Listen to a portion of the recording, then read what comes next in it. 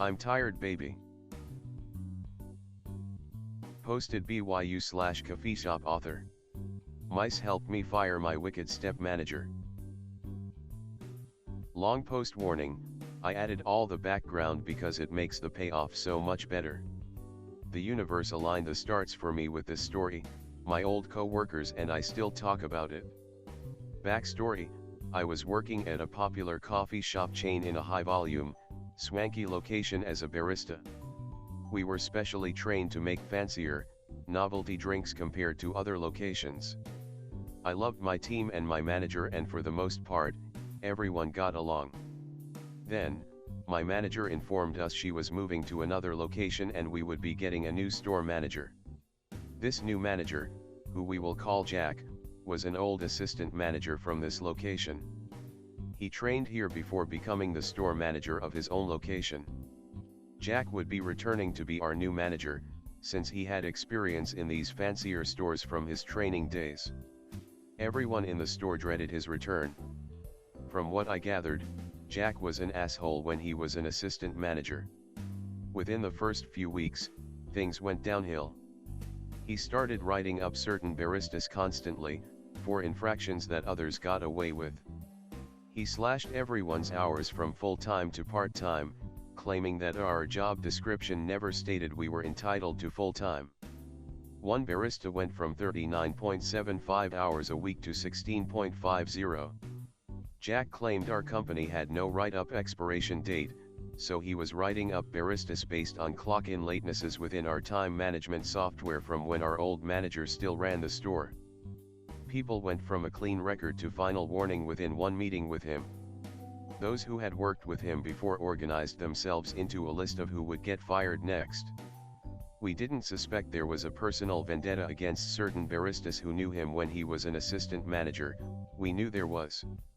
One by one, several people were fired, all in the order they knew they would be fired. Others found jobs elsewhere.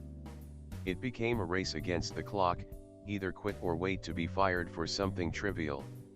We brought up these issues with our district manager, but he ignored them. Slashing hours and getting corners, including cutting corners on cleaning standards, was proving to be beneficial to the district manager, and he was not interested in helping us. I was badly burned by our drip brewer and he refused to help me fill out the workers' comp report, as he was too busy placing the weekly order. I had extremely bad cramps in my thigh and went to urgent care. I was one of the last walk-ins at the clinic and left after they closed. When I sent him a picture of the doctor's note, he Googled the location from the letterhead and claimed I faked the note since the place was supposed to be closed. Jack belittled me and other baristas on the cafe floor, in front of customers. My mental and physical health suffered. When one of my good friends was fired, I quit with nothing else lined up because I feared I was either going to break down or get fired. This friend, Anthony, got me a job at my current workplace. After Anthony got fired, he struggled to make ends meet with just the one job. I helped him out by preparing large batches of food and dropping them off at his workplace. I met his manager and got an interview the following week. I had been working at this place for probably 2 months when the most magical thing happened to me. The incident: I finished a closing shift at my current job and was passing by my old store, closed for the day, when I saw 2 mice running around the lobby. I filmed it. Guess cutting corners in cleaning and health standards was causing a bit of a rodent issue. In a rush of pent-up anger, watching my team get fired over nothing, watching Anthony struggle to eat, suffering at the hands of Jack myself, I posted the video to Instagram and tagged the store in it. I posted photos and links to the video on Yelp, Google reviews, the company page, the customer complaint email, everywhere. I figured at most, I was going to be the fly in his ointment and annoy him and the district manager. Then I sent the video of the mice to the Department of Health. A couple days later, the Department of Health served the coffee shop a notice, saying they were preparing to do a full inspection. I hear this news from my barista friends. A couple weeks go by and my current job has a turn in management itself. We weren't getting our legally mandated half-hour breaks and I am put on 9-hour shifts with no meals. Thankfully, HR was much more sincere than the coffee shop HR, so I arranged a meeting. I stopped by my old coffee shop before my meeting to say hello to the few friends who still worked there. I noticed Jack and the district manager were there. I grabbed a water and sat down to organize my HR meeting notes.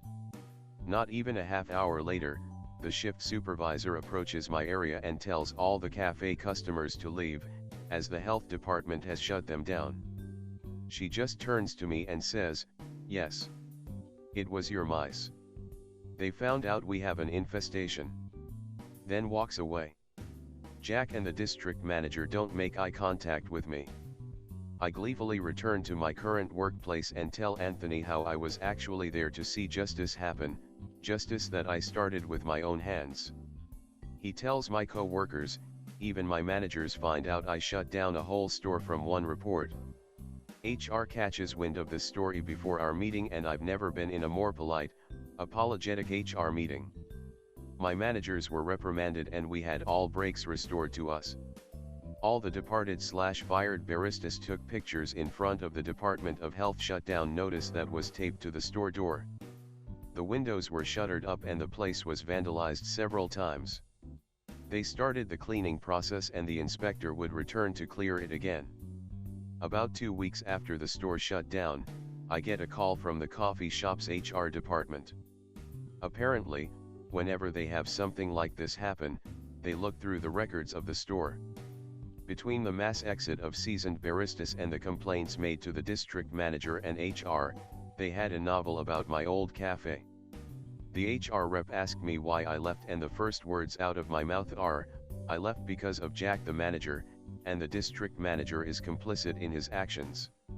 They call all of the ex-baristas and a couple current baristas for their stories with Jack, all negative. Jack was fired and was banned from working with the company. He packed up and moved across the country. The fancy location was taken from the district manager and now he only oversees basic cafes. I got promoted at my current job to assistant director of the site, to oversee HR compliant overhaul to improve the workplace, based on my knowledge of OSHA and state labor laws. Anthony and the other fired baristas were offered their jobs back, which Anthony accepted. He is in a better financial situation now. TLDR, after quitting a barista job because of really bad management, I filmed mice in the cafe and got the store shut down by the Department of Health, which resulted in an investigation that got the store manager fired.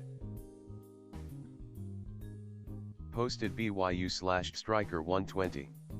You took $200, you lost $21,000. So, most users of computers will probably have some experience with this. You know when you're online shopping and sometimes a box pop-ups and says click this, promo code, sign up yada yada? Well, we know they are scams. My mistake, I first clicked the wrong X. They put a fake one on the top and I clicked it. I immediately shut the page and thought that was the end of it. Nope. So, the site I bought the Hanukkah gift I was getting for my mother sold my credit card information to the pop-up. I activated that when I clicked the wrong X. I was a teenager, relatively new to my checking account. I checked my statement for December and all was well. I didn't check for the next couple months because I didn't use it for anything. There should be no charges, I know better now. When I did check, I noticed all these small insignificant charges that weren't mine. Always less than $10 and usually around $2. But the multiple charges added up to just over $200. When I looked into this, I found the connection. I called the thieving company and told them they stole my information and are illegal charging my card. They didn't deny it, but they also didn't care. I wanted my money back, they refused repeatedly. I gave them so many chances to fix everything with just that. I eventually warned them I would have to sue if they didn't give back what they stole. They laughed. Turns out there was a class action suit in progress, which my lawyer used as leverage for a quick payout. We sued for fraud and violation of federal communication laws. What they are doing is very illegal and happens every day. This included a lot of popular stores and websites. Since they were 100% in the wrong and committed a crime, and I was a child who bought her mother a gift, I won the case. I received a judgment of $21,000. I told them it would all go away by just refunding my $200, but they refused. They seemed to think a teenager threatening to sue a massive corporation that does nothing but break the law wasn't much of a threat. What they should have noticed, I was buying a Hanukkah gift. Hanukkah. Everyone I know is a lawyer.